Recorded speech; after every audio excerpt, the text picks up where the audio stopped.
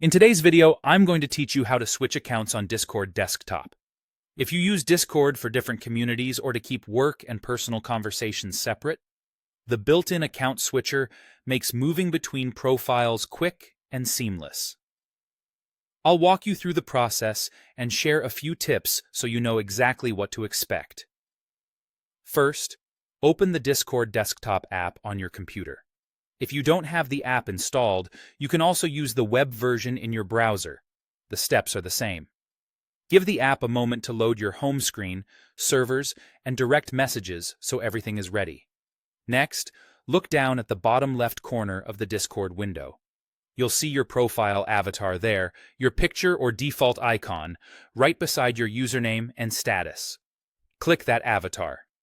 This opens a small menu with options tied to your current profile.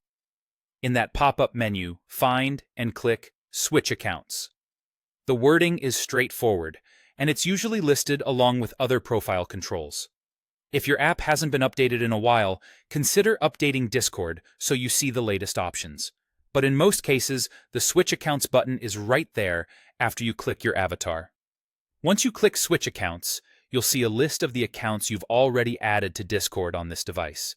From here, simply click the account you want to use. The switch happens quickly, without logging out. Your interface will refresh to show the servers, DMs, and settings that belong to that selected account. A quick tip to confirm you're in the right place. Glance back at the bottom left corner and check the avatar and username displayed.